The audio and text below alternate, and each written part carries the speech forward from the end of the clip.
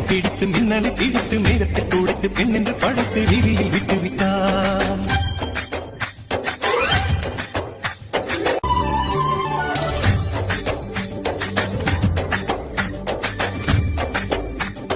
மின்னலை பிடித்து மேகத்தை துடைத்து பெண் என்று படைத்து வீதியில் விட்டுவிட்டான்.